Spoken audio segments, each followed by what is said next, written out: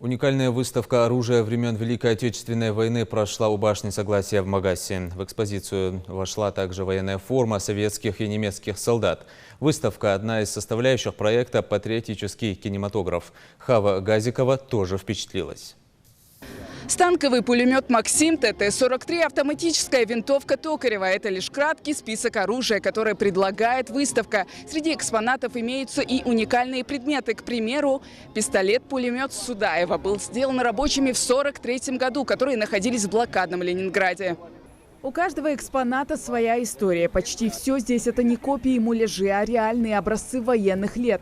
На выставке представлено оружие, которое собирали со всех уголков страны, а некоторые экспонаты раньше воевали по ту сторону баррикад. Данный образец – пистолет-пулемет Томпсона, модель 1928А1. Поставлялась в Советский Союз по программе военно-технической помощи «Ленд-лиз». Являлась индивидуальным оружием экипажей бронетехники. Танки, которые поставлялись нам по ленд-лизу, укомплектовывались именно такими пистолетами-пулеметами. Магомед Захар Угурчиев приехал в столицу вместе с сыном специально, чтобы посетить выставку, тем самым погружая сына в историю Отечества.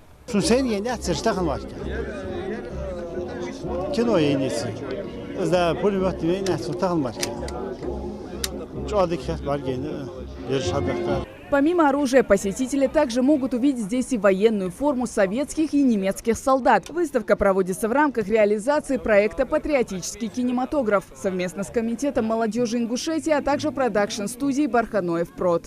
Цель проекта – это увековечение памяти защитников Отечества в годы Великой Отечественной войны, сохранение нашей истории, а также вот данная выставка несет в себе характер того, чтобы ознакомить людей с оружием, с которым воевали в годы Великой Отечественной войны. Очень важное мероприятие с точки зрения развития чувства патриотизма у людей, тем более учитывая то, что этот год у нас объявлен годом памяти и славы.